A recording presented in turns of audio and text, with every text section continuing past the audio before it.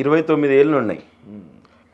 రీసెంట్గా వచ్చినటువంటి పాటలు చూసినాం. అది మీరు వాడిరు అని చెప్పి ఇప్పుడు మీరు వెలుగులోకి వచ్చిన దాకా కూడా అది తెలియదు. నేను వాడినాను మీరు చెప్పిన దాకా కూడా మీ పాటలని తెలియదు. గొప్ప గొప్ప పాటలు, అంత పెద్ద ఏమంటారు అద్భుతమైన లిరిక్స్ అందించారు. ఈరోజు వెలుగమట్ల గ్రామానికి పోయినరు. ఆ ఖమ్మం బాధితులను చూసి అక్కడ ఒక పాట పుట్టింది, గదరన్న పాట అనుకుంటుంది. అవును, రామారావు మీద రాసిన పాట. ఈరోజు రేవంత్ రెడ్డికి మంచి యాప్ట్ అయింది ఆ పాట.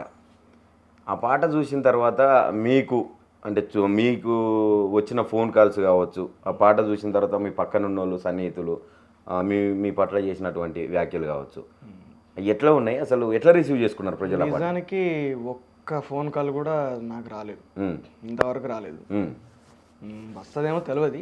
కాకపోతే ఏంటంటే సొంత క్యాడర్ లోపలనే తీవ్రమైనటువంటి అసంతృప్తి ఉన్నది రేవంత్ రెడ్డికి, సొంత పార్టీ లోపలనే ఉన్నది.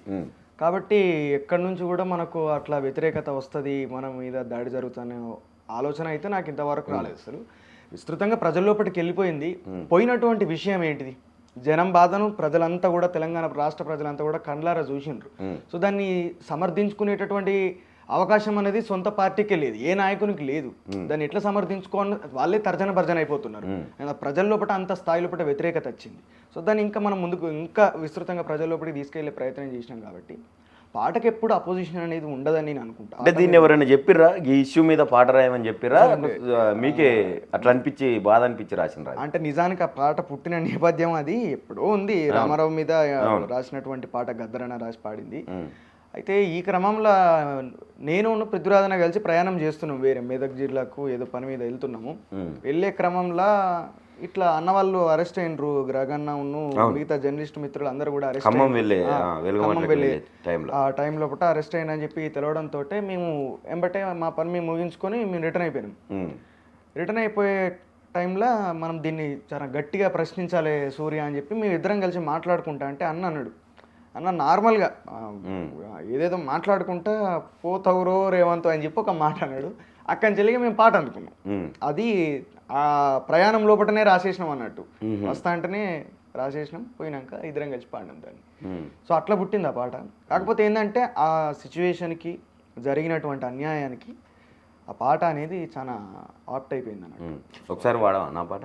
పోతవురో రేవంతు పేదొల్ల ఉసురుదలిగి, పోతవురో రేవంతు పేదొల్ల ఉసురుదలిగి, పోతవురో రేవంతు మా బిడ్డల ఉసురు దలిగి, పసిగుడ్డుల ఉసురు దలిగి, పోతవురో రేవంతు పేదొల్ల ఉసురు దలిగి, పోతవురో రేవంతు ప్రజాపాలన మాదని చెప్పి కరుడుగట్టిన కబ్జ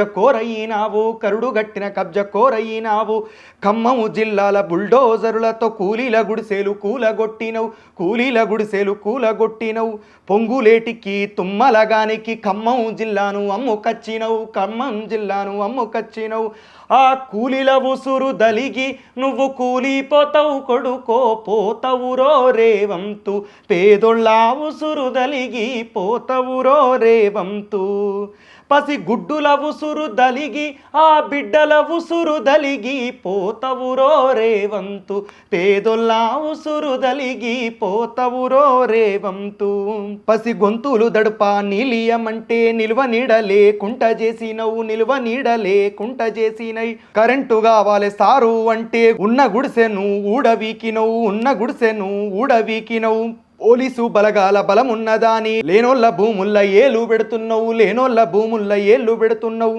లేనోళ్ళ గోసదలిగి నువ్వు ఆగామైతవు కొడుకో, పోతవురో రేవంతు పేదొల్ల ఉసురు దలిగి, పోతవురో రేవంతు. ఎక్సలెంట్ రాసిరాని పాట. అయితే ఈ మధ్య కాలంలో ఉన్నటువంటి గాయకులు, పాటలు రాసేటోళ్ళు ఎవరైనా అది ఇప్పుడు గద్దర్ నుంచి వచ్చినటువంటి ఏదైతే లైన్ ఉందో అది మార్చేసిండ్రు. లేక సాఫీగా సాగిపోతున్నాయి పాటలు. ప్రభుత్వాలను విమర్శిస్తే కేసులు అవుతున్నాయి. ఇప్పుడు ఈ తెలంగాణ రాష్ట్రంలో ఇప్పుడున్నటువంటి కాంగ్రెస్ ప్రభుత్వం వల్ల రీట్వీట్లు చేస్తే, ఎవరో ట్వీట్ చేసిన దాన్ని రీట్వీట్ చేస్తే కూడా కేసులు అవుతున్నటువంటి సందర్భం. కేసులు పెట్టి జైళ్ళల్లో ఇస్తున్నారు, రిమాండ్ చేస్తున్నారు. అట్లాంటి తరుణంలో ఈ పాటలు కూడా వాళ్ళని రా అని ఉచ్చరించడం కావచ్చు, ఇలాంటి లైను కొంత తప్పింది గాయకులల్లో, లిరిసిస్టులల్లో. మళ్ళీ మీరు తీసుకొస్తున్నారు, ఎట్లా అనిపిస్తుంది? అంత తీసుకొస్తున్నా అని చెప్పి నేను అనుకోనన్నా. అంటే ముందు అనేక మంది గొప్ప రచయితలు, కళాకారులు సాంస్కృతికంగా అది రాష్ట్ర ప్రయోజనాల్ని ఆశించి ముంగడికి పోయి పనిచేసిన వాళ్ళు బొచ్చెడు మంది ఉన్నారు. అయితే కాకపోతే ఈనాటికి అట్లాంటి గాయకులు ఉన్నారు, వాళ్ళు లైమ్ లైట్లకు రావటం అంతే. 100%.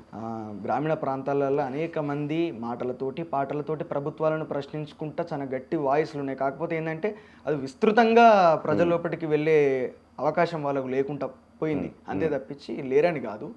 అయితే నాకు వచ్చినటువంటి అంటే ఈ అంతకుముందు 2-3 పాటల వల్ల వచ్చినటువంటి ప్రచారం ఇదంతా కూడా ఏంటంటే అది తీసుకెళ్తానేమో అన్నటువంటి ఆలోచన మీలాంటి వాళ్ళు అంటున్నారు. 100%. కాకపోతే ఏంటంటే ప్రయత్నం చేస్తా. అన్ని 1000 కాలాల్లో నాదో కాలు అవుతుంది కావచ్చు తప్పించి నేను ప్రత్యేకంగా తీసుకొచ్చేది ఏం లేదు. డెఫినెట్గా అట్లా ఎవరెవరైతే ముంగటికి వచ్చి పని చేస్తారో వాళ్ళందరితో కలిసి డెఫినెట్గా నేను పని చేయడానికి అట్లే ఆలోచనతోటే వస్తున్నాం. సామాజిక చైతన్యం తెచ్చే దిశగా ప్రయాణం చేస్తున్నాం. 2 ఏళ్ళు అవుతున్నది తెలంగాణలో కాంగ్రెస్ ఏర్పడి. చేస్తున్న పనులన్నీ చూస్తూ ఉన్నాం. ఇప్పుడు వెలుగుమాటలు ఒక్కటే కాదు, మూసీ పేరు మీద, సుందరీకరణ పేరు మీద 100 ఇండ్లు కూల్చిండ్రు. ఇప్పటికీ ఏమనిపిస్తుంది అన్న, అసలు నిజంగా ప్రజాపాలన అని చెప్పిండ్రు. ఈయన రియల్ ఎస్టేట్ వ్యాపారం అనేటటువంటి ముసుగు లోపట అంటే ఈ ప్రకారంగా ఈయనే చేస్తున్నాడు. ఆయన భూములు కబ్జా పెట్టిండు, ఇక కబ్జా పెట్టిన భూములతోటి ఈయన వ్యాపారం చేస్తున్నాడు అంతే. ఒక రియల్ ఎస్టేట్ వ్యాపారి ప్రభుత్వంలోకి ఎంటర్ అయి ప్రభుత్వ వ్యవస్థను కూడా ఒక రియల్ ఎస్టేట్ దందాగా భావించి ఆయన ఎగ్జిక్యూట్ చేస్తున్నాడు. సో ఇక్కడ అదే జరుగుతుంది. మాకు విద్య, వైద్యం మెయిన్ కావాల్సింది ఇదే. తెలంగాణ ప్రజలు ఈనాటికి కోరుకునేది అదే. నీళ్లు, నిధులు, నియామకాలు అని చెప్పి మనం అనుకున్నాం, ఆ లక్ష్యాలు పెట్టుకొని చేసినాం. నీళ్ళైనా, నిధులైనా, నియామకాలైనా దేనికోసం? ఇక్కడ ఉన్నటువంటి ప్రజలకు చాలా దారుణమైనటువంటి అన్యాయాన్ని ఎదుర్కొన్నారు గతం లోపట. సో ఆ ముల్కిరులు అనేది రావాలి, మా నీళ్లు, మా నిధులు, మా నియామకాలు, మా వ్యవసాయం, మా రైతులు, మా కుటుంబాలు బాగుపడాలి, ఇక్కడ అభివృద్ధి జరగాలి, ఇక్కడ ఉన్నటువంటి ప్రజలకు న్యాయం జరగాలనేది మనం ఆ ఆలోచనలతోటి, ఆ లక్ష్యాలతోటి మనం వచ్చినాం. ఆ లక్ష్యాలు ఏమైనా నెరవేరినాయా అని చెప్పనంటే వీళ్ళు ఏం చేస్తున్నారంటే ఒక ఇన్ఫ్రాస్ట్రక్చర్ని చూపెట్టి, అంటే మీకు నిర్మాణాలను చూపెట్టి, పెద్ద పెద్ద కొత్త బిల్డింగులు, చాలా ఆకాశహామ్యాల అయినటువంటి బిల్డింగ్స్ని, రోడ్లను చూపెట్టి అభివృద్ధి అని చెప్పని అంటున్నారు. అది నీకు ఉపయోగపడుతుందా? నీకు ఉపయోగపడనటువంటి ఆ నిర్మాణాలతోటి నువ్వు అభివృద్ధి అని ఎట్లా అంటూ? మనల్ని ధ్వంసం చేస్తా అని తప్పించి మనకి ఎట్లాంటి ఆ అభివృద్ధిని అవి చూపెట్టినాయి మనకు? ఇక్కడ ఉన్నటువంటి తెలంగాణ బిడ్డలకు నిజంగా న్యాయం జరిగింది. ఒక్కసారి గ్రామీణ ప్రాంతాలలోకి వెళ్దామన్నా. తెలంగాణలో ఉన్నటువంటి గ్రామీణ ప్రాంతాలు 20 సంవత్సరాల క్రితం మా సిటీ ఎట్లుండనో ఈ రోజుకి 20 సంవత్సరాలు గడిచిన తర్వాత కూడా ఆ వ్యవస్థ మారనటువంటి పరిస్థితి ఉంది అక్కడ. అట్లే ఉన్నది. అవే మట్టి రోడ్లు, పొరక గోడలు, ఎడ్ల బండ్లు. మన గోదావరి బెల్ట్ ప్రాంతానికి పోతే ఆశ్చర్యపోతాం. అక్కడ ఉన్నటువంటి గ్రామీణ ప్రాంతాల పరిస్థితి అదే. ప్రాథమిక ఆరోగ్య కేంద్రం కూడా లేదు, స్కూల్స్ లేవు, స్కూల్స్ శిథిలావస్థకు చేరిపోయినాయి. మొన్న 2 సంవత్సరాల క్రితం వర్షాలు కొడితే మంచిగానే కట్టిరు బిల్డింగు, సిమెంట్ తోటి, కాంక్రీట్ తోటి కట్టిన బిల్డింగే కూలిపోయింది. వానలకు నాని కూలిపోయింది. ఇంకా నయం పిల్లలు లేరు, వర్షం పడుతుందని చెప్పి వాళ్ళకి హాలిడే ఇచ్చిరట, వాళ్ళు ఇంటికి పోయిరు, బిల్డింగ్ కూలిపోయింది. అట్లాంటి దుర్మార్గమైనటువంటి పరిస్థితులు ఇంకా ఉన్నాయి.